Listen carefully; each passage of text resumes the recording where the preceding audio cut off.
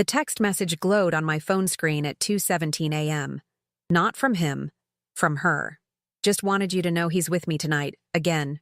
3 years now. Sorry you had to find out this way. 3 years. 3 goddamn years. I sat perfectly still on our king-sized bed, the one we'd saved for months to buy when we first moved into our forever home. My hands didn't shake. My breath didn't quicken. Something inside me just died. Quietly, like a light being switched off. My name is Kaylee Wilson.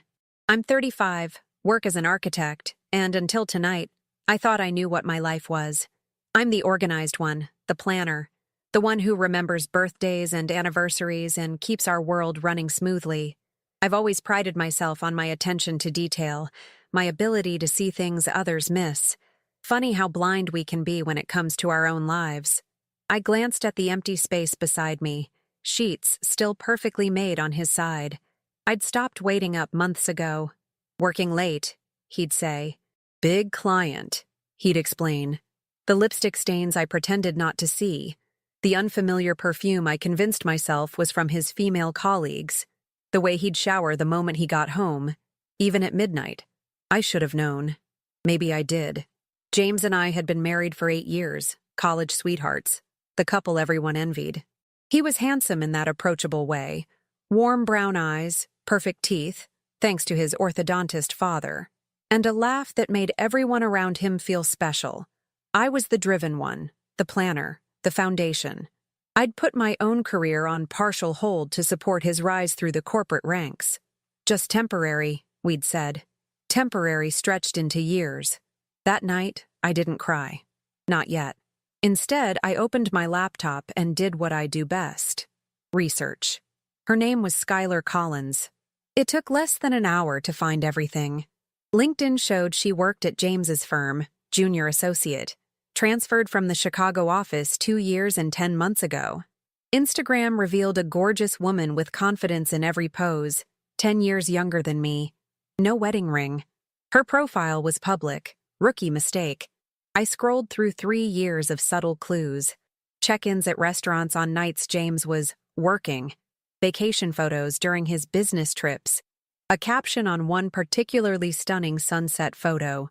Best birthday ever with my favorite person who still can't be tagged. That had been during our anniversary weekend, when James had food poisoning and insisted I go see my parents alone. The photos blurred as tears finally came. Silent, scalding tears that burned trails down my cheeks and neck. I let them fall without wiping them away, as if they were cleansing something toxic from my body. Dawn broke, pale light filtering through our bedroom blinds. I heard his key in the door, the familiar routine of shoes off, jacket hung carefully, the quiet steps of a man trying not to wake his waiting wife. I closed the laptop, wiped my face, took 3 deep breaths. He paused in the doorway, surprise registering when he saw me sitting upright, fully dressed. "You're up early," he said, voice carefully neutral. I looked at my husband, really looked at him. The slight wrinkles around his eyes that hadn't been there when we'd met. The expensive watch I'd given him for his promotion. The perfect haircut that cost more than he'd admit. The tiny red mark on his collar that might have been lipstick, might have been wine. "Couldn't sleep," I replied, my voice surprisingly steady. "Big day ahead." "Oh?" His expression was polite interest, nothing more. When had we become such strangers? "I'm planning a dinner party," I said, "for next Friday. Family and close friends, to celebrate your promotion." Relief washed over his face. This was normal, expected, the devoted wife planning something for her successful husband. "That sounds great, honey. I'm exhausted, though. Mind if I grab a few hours sleep before work?" I smiled. "Of course not. I'll be quiet." As he disappeared into our bathroom, the shower running, washing away evidence, I picked up my phone and opened Instagram. Found Skylar Collins, pressed follow. Then I typed a direct message. "Hi, Skylar. You don't know me, but I believe we share something important. I'm James Wilson's wife. I'd like to invite you to dinner next Friday at our home. Family will be there. I think it's time we all got acquainted, don't you?" I pressed send and felt something stir inside me. Not grief, not even anger exactly. Power. For the first time in years, I felt completely awake. My phone pinged almost immediately with her response.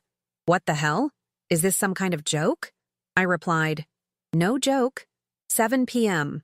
I'll text you our address. Dress nicely. His parents will be there. And Skylar, I know everything. So either show up or I forward 3 years of evidence to everyone at your firm. Your choice." Then I stood up, walked to the bathroom door, and listened to my husband humming in the shower, blissfully unaware that his carefully constructed double life was about to implode. The game had begun. The week that followed was a masterclass in deception, not mine, but his. With the dinner party looming, James became the attentive husband I'd almost forgotten. Flowers appeared on the kitchen counter. He came home early, meaning before midnight, 3 nights in a row. He asked about my day and actually listened to the answer. It was like watching an actor perfect his role before opening night. "Who all did you invite?" he asked casually over breakfast, 4 days before the dinner. I buttered my toast with methodical precision. "Just the usual suspects. Your parents, my sister and Mark, couple of friends from work. Oh, and that new associate from your office, Skylar, right? You mentioned she was talented. Thought it would be nice to include her." The coffee cup froze halfway to his lips. A flash of panic crossed his face before he recovered. "Skylar Collins? From legal? Why would you— we're not really friends, just colleagues." I smiled. "That's the point of these gatherings, honey. Networking, making connections. Isn't that what you always say?" He swallowed hard. "Sure, yeah. Good thinking." Later that day, my phone exploded with texts from him, something that hadn't happened in years. "Maybe we should keep it small, just family. Actually, I heard Skylar might be out of town. Let's reschedule. I forgot about a work thing." Each desperate message strengthened my resolve. I replied only once. "Everything's set. Don't worry. I'll handle all the details." That night, he came home early again, vibrating with nervous energy. "Listen, about the dinner. I really think we should keep it intimate. Just us and the parents." I looked up from my laptop. "Why the sudden change? You always want to show off to a crowd." He ran his hand through his perfectly styled hair. "I want quality time, you know? We haven't had much lately." The audacity nearly made me laugh. "Whose fault is that, James?" Something in my tone made him look at me, really look at me, for the first time in months. "What's that supposed to mean?" I closed my laptop. "Nothing. Just an observation." "Are you upset about something?" His voice had that edge, the one that always made me doubt myself. "You seem off." "I'm fine. Just planning your special night." He sat beside me, took my hand in his. The familiar cologne, the warm touch. It had worked so many times before. "Hey, if something's bothering you, just tell me. We've always been honest with each other, right?" The lie was so perfect, so practiced, I almost admired it. 8 years of marriage, and I'd never realized what a talented performer I'd wed. "Always," I agreed, squeezing his hand while thinking of the hotel receipts I'd found hidden in his desk drawer, the mysterious credit card statements, the late-night calls he'd take in the garage. "I'm just tired," I added. "Planning everything, working, keeping the house together. It gets overwhelming sometimes." His relief was palpable. "I know, baby. You do so much. How about after this dinner we take a weekend away? Just us?" I nodded, wondering if he'd use the same hotel he took her to. The next morning, while James was in the shower, his phone buzzed on the nightstand. A habit of 8 years had me glancing at it automatically. The preview notification made my stomach clench. "Skylar, we need to talk about Friday. She knows. What the hell are we going to do?" I'd been right about everything. The confirmation should have devastated me. Instead, it crystallized something inside me. I'd given this man my 20s, my support, my trust. I'd defended him to friends who raised concerned eyebrows when he missed my father's funeral for a work emergency. I'd smiled through holidays alone, birthday dinners cut short, and countless nights wondering why I wasn't enough. I gave everything to them, and they discarded me like nothing. The words echoed in my head as I picked up his phone, opened the message, and typed a response that would set everything in motion. "Don't worry, I'll handle her. Just show up and follow my lead." Trust me. Then I deleted the message and returned the phone exactly as I'd found it. That night at dinner, James watched me carefully. You seem different lately. I took a sip of wine. Different how? I don't know. Calmer. Like you're somewhere else. I smiled. Just focused on making Friday perfect. He frowned slightly. You're still inviting everyone? Including work people? Of course. I've already confirmed with everyone. I paused. Including Skylar. She seemed very excited to come. The color drained from his face. You spoke to her? Just messages. I kept my voice light. She seems lovely. Said you two work closely together. His laugh was strained. Not that closely. Look, maybe I should talk to her, explain it's just a small family thing. Too late, I said cheerfully. Everyone's confirmed. Everything's arranged. It's going to be a night no one will forget. For once, I wasn't lying. People underestimate quiet women. The ones who listen more than they speak. The ones who notice everything but say little. James certainly underestimated me. What he didn't know was that I'd suspected something was wrong for over a year. Not just wrong, systematically broken. Those work emergencies that always seemed to happen when we had plans. The mysterious weekend conferences that left no digital footprint. The growing emotional distance that he blamed on work stress. 6 months ago, I'd started keeping records. Screenshots of his location history when it didn't match where he claimed to be. Photos of receipts I found in his pockets. Restaurants too expensive for grabbing a bite with colleagues. A journal documenting each inconsistency, each lie. I hadn't known what I was preparing for then. Now I did.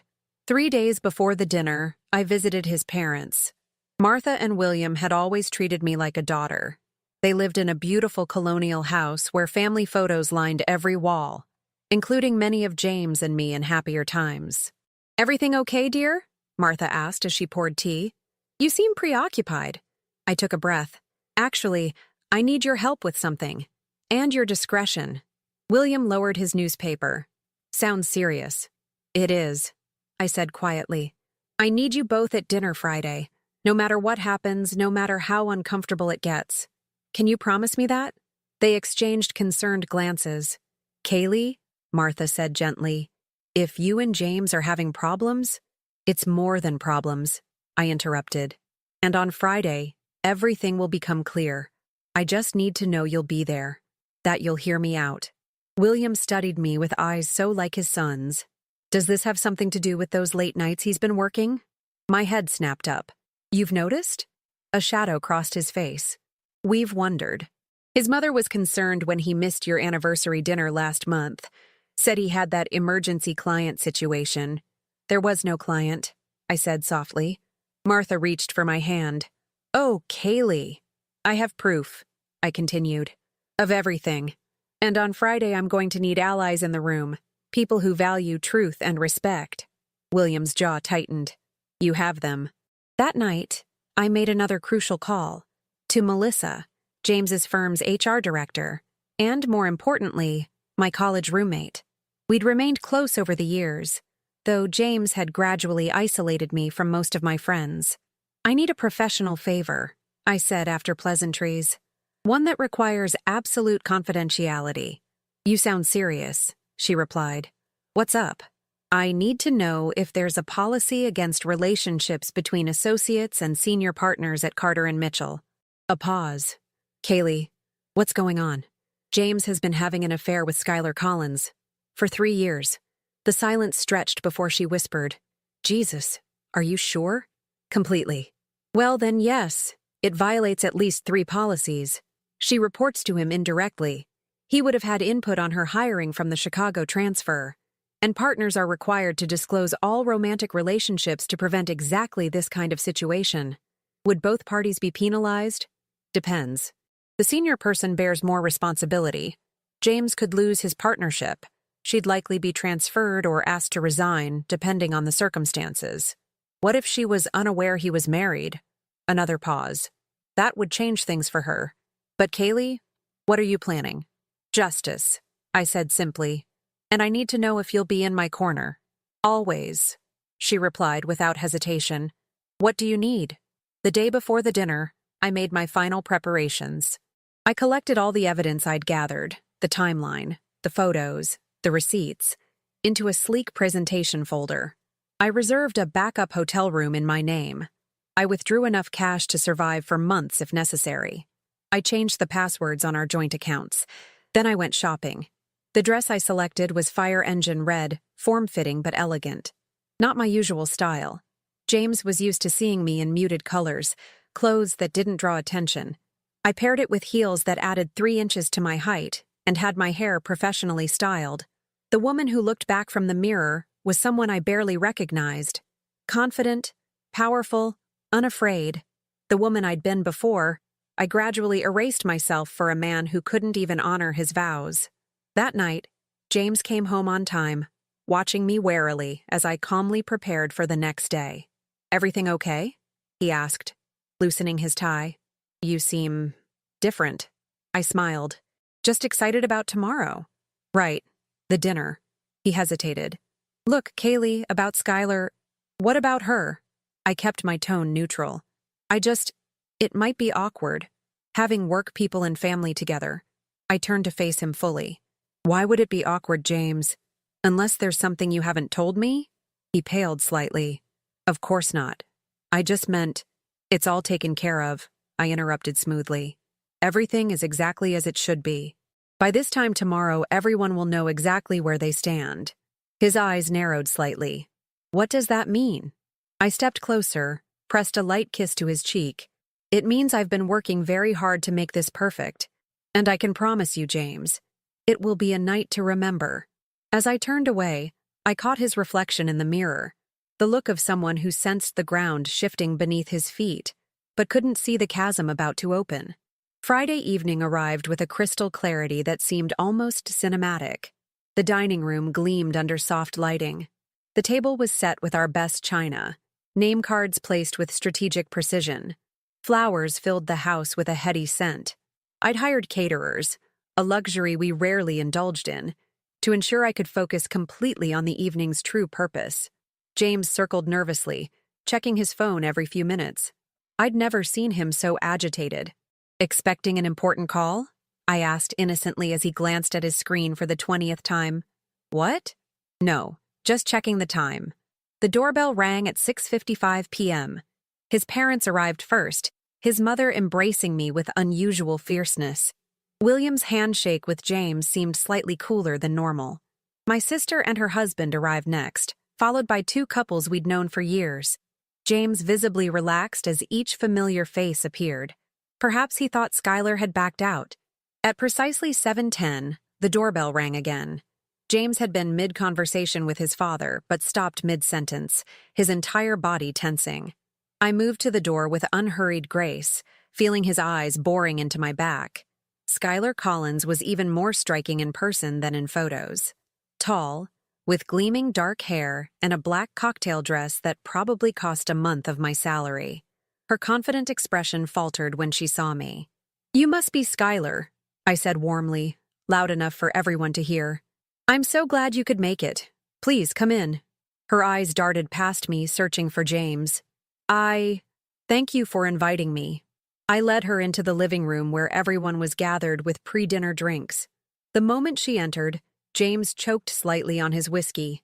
"Everyone," I announced. "This is Skylar Collins, who works with James at Carter & Mitchell. Skylar, this is everyone." I introduced her around the room, saving James for last. When they shook hands, the awkwardness was palpable. "Nice to see you outside the office," he managed, his voice strained. Throughout the appetizer course, I played the perfect hostess, refilling glasses, guiding conversation, watching the growing confusion on James's face as I treated Skylar with nothing but warmth and interest. "So, Skylar," I asked as the main course was served, "James tells me you transferred from Chicago almost 3 years ago?" She nodded, glancing nervously at James. "Yes, it was a good opportunity." "And how did you two first connect?" I continued pleasantly. "Professionally, I mean." James interrupted quickly. "Standard onboarding. All new transfers get assigned a senior partner for orientation." "Interesting," I replied. "Because according to the firm directory, Skylar was originally assigned to Patricia Winter's team." You only became her direct superior 8 months later. A heavy silence fell. Skylar's knuckles whitened around her fork. How would you know that? James asked quietly. I smiled. I have my sources. I've become quite the researcher lately. His mother cleared her throat. James, is everything all right? You look pale. He's fine, I answered, just surprised by how much I know. I turned to Skylar. Did he tell you he was married when you first got involved? I've always wondered. The room froze. My brother-in-law's fork clattered against his plate. I don't know what you're talking, Skylar began. Because if he didn't, I continued calmly, that would change things considerably. For you, at least. Legally and professionally speaking. James stood abruptly. Kaylee, stop this, now. I remained seated, taking a small sip of wine. Stop what? I'm just getting to know your colleague. The one you've been sleeping with for 3 years. The gasps around the table were audible. James's mother pressed her hand to her mouth. That's absurd, James sputtered, but his face had drained of all color. Is it? I reached beneath my chair and retrieved the presentation folder I'd prepared. Because I have credit card statements showing hotel charges every Thursday for the past 2 years. I have location data showing you at Skylar's apartment on nights you claim to be working late. I have photos from her own Instagram account of places you were supposedly at business meetings. And I have testimonials from hotel staff who recognize both of you as regular guests. I opened the folder and began passing photocopied sheets around the table. I've prepared copies for everyone, including you, Skylar, so you can see exactly what you're involved in. She accepted the papers with trembling hands, her eyes widening as she scanned the contents. He told me you had an arrangement, she whispered, that you were separated in all but name, that you stayed together for appearances. I nodded sympathetically. That's what they always say, isn't it? James slammed his hand on the table. Enough. This is insane. You're embarrassing yourself. No, James, his father interrupted, voice like steel. You're the one who should be embarrassed. I raised you better than this. James looked wildly around the table, finding nothing but disgust and disappointment on every face. By the way, I added, Melissa from HR is aware of the situation. She mentioned something about violation of company policies regarding disclosure of relationships and abuse of power. James paled further. You talked to Melissa? Jesus, Kaylee, are you trying to destroy me? No, I said quietly. You did that yourself.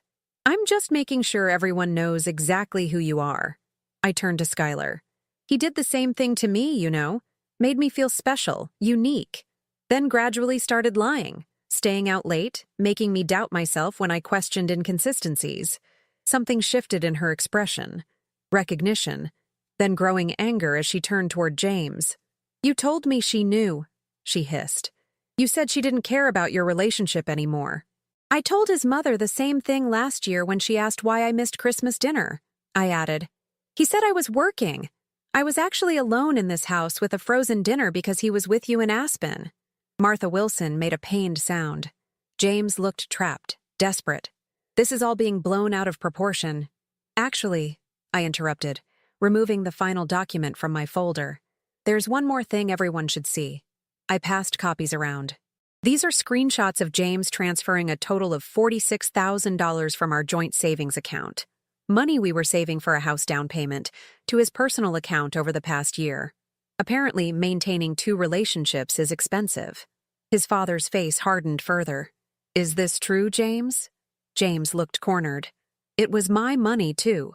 Half of it was mine, I corrected. Money I earned, which is why I've already had my lawyer file the necessary paperwork.